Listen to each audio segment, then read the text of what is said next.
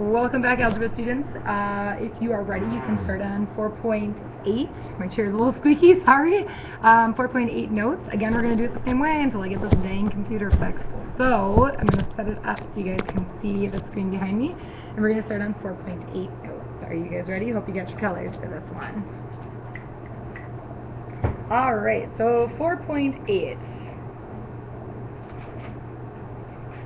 is all about compound inequalities. Okay, so this one we have some words to know, and as we go through these words to know, you might not be able to understand them right away, but as we start talking about them, hopefully you kind of get an idea. I'm going to zoom out just a smidge. Let's see here. Maybe I'm going to zoom in just a little bit more. Oh, that's pretty good. Okay, I think it was similar to what we had last time. So this is the question on your test from last class, or last chapter, which shouldn't have been on there, with a double inequality. Compound means there's like two or more inequalities happening at the same time. So if we take a look at some words to know, there's a few of them.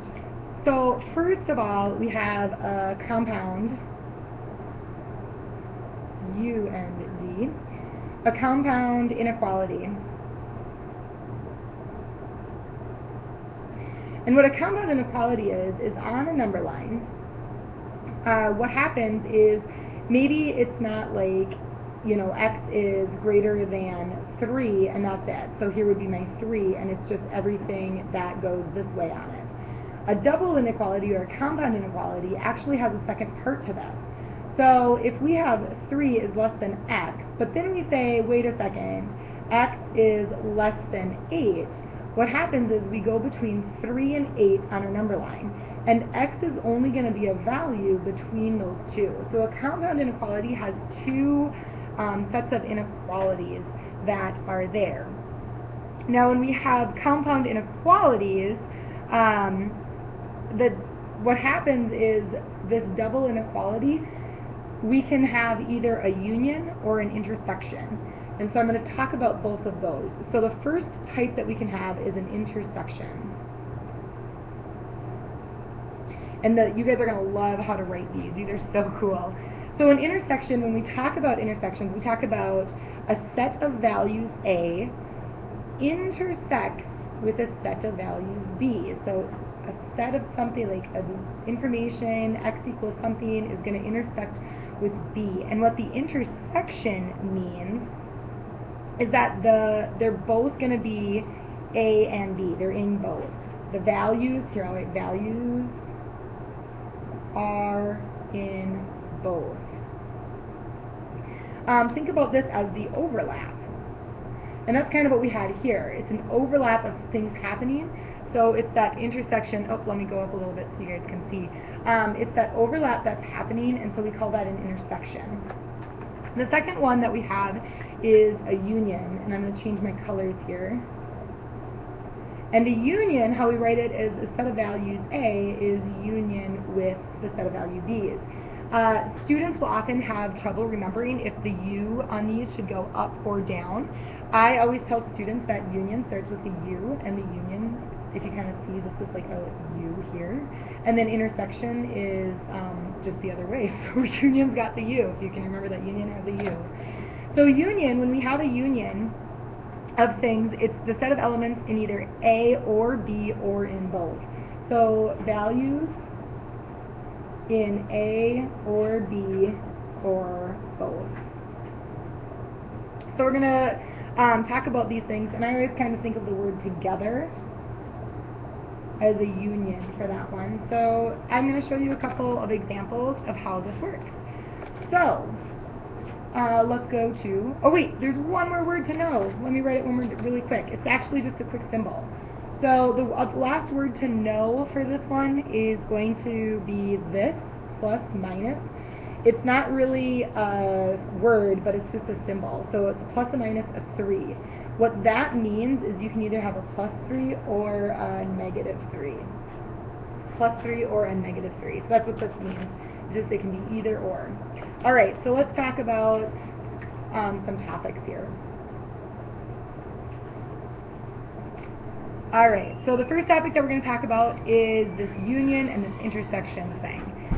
Okay, so we have a set of value a's where x is going to be greater than 8.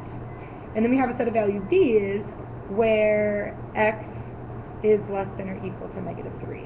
And what I'm going to show is the the union of the set of A and the set of B. So the union of A and B. Alright, so as we start looking at this, I'm going to make my number line here. And I've got a -3 and I've got an 8. So just like before, we're just kind of drawing out where things are, and then we're going to start talking about this. So the set of values of A is x is greater than 8. So over here, I'm just going to make an open circle because it doesn't equal.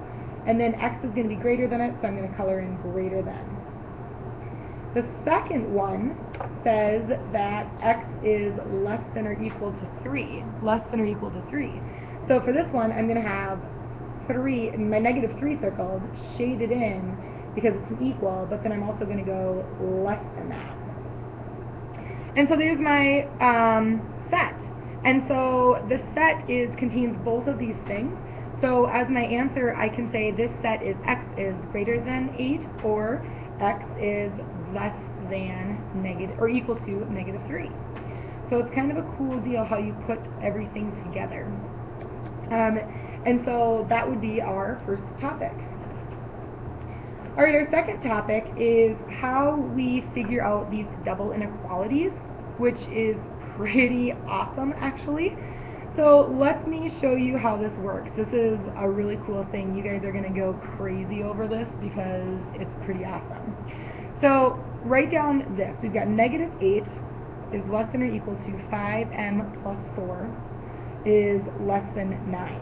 So we know that this part of my equation, 5m plus 4, is greater than -8, greater than or equal to -8. But we also know that it's less than 9. So here's how you solve it. And you guys, oh man, I can't wait to show this to you. We actually solve it so similar. We're going to put in double railroads. What? This is crazy. And all of a sudden we have like these 3 sections. We've got an A, a B, and a C, and there's all these 3 sections here. So we're going to apply all the same rules. We have to have legal moves in algebra, but how it works is we are going to, whatever we do to one part of this, whether it's the A, B, or the C, we have to do to all of them. So if I want to find out what m is, I need to get rid of my 4 here, so I'm going to subtract 4. But if I subtract 4 from the center part, I got to do it to everything. Loving it! It's so cool! So now I have a -12 is less than or equal to 5m is less than, let's see here, a 9. Oh, you know what, you guys? I messed up. This is supposed to be 19. My fault. Go ahead and change it. 19 minus a 4, so that would be 15. You got it right. So what you're going to do is we need to now divide by that 5 to get 1m by itself. So we're going to put everything in 5 groups, and we get to do it to all 3 sections here, which is pretty cool. Alright, so I've got -12 is less than or equal to m is less than 3. So this equation right here, or this double inequality, is my answer. So if I were to put this on a number line, I would have my -12, which as a fraction, it would be, or excuse me, as a decimal, would be -2.4 and then 3. And so m is going to be between these two things, right? And so this one is going to be equal to it. So I'm going to color it in, and m is going to be in between here, and then it's going to be open circle there. So there's my solution.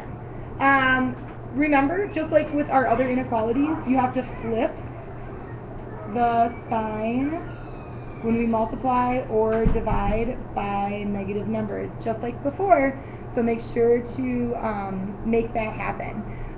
You might also see ones that are split up, where it might show you'd have to solve each inequality separately, and then you'd have to show the union of how the two overlap.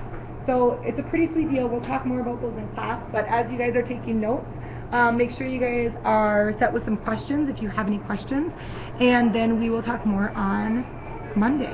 Have a great weekend.